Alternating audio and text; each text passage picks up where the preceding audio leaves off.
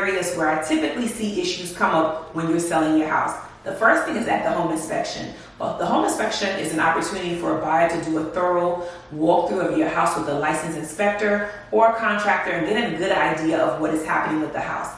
That's typically the time where things will come up and repairs might be requested, and that's an opportunity where a deal could either move forward or it could go sour. Is that the appraisal?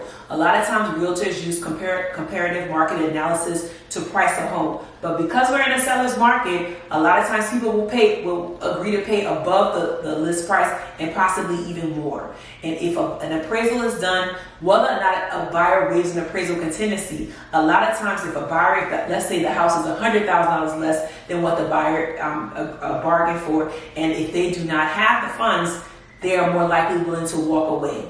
And walking away, they might lose their earnest money deposit. But if their earnest money deposit was $20,000 and the difference between what they offered and what the price is actually worth is $100,000, they might be more likely to lose their earnest money deposit and walk away from the transaction. So the second thing, like I said, the second area where I typically see deals fall apart is during the appraisal stage. The next thing is at the final walkthrough. So maybe they've done their inspection, you guys have agreed to certain repairs that you want to address. They come back to do the repairs, and in their opinion, those repairs have not been done correctly, or maybe they find that the repairs have not been done at all. And that is typically a time where there is some tension in the transaction and buyers will threaten to walk away.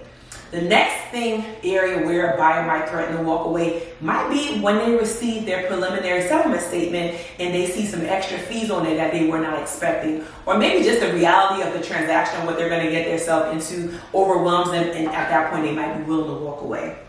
So things happen at all time. More than likely, the majority of the time, the buyers will move forward with the transaction, but those are just some areas that I've observed where it creates some tension in the transaction and there's a likelihood that the buyer might want to walk away.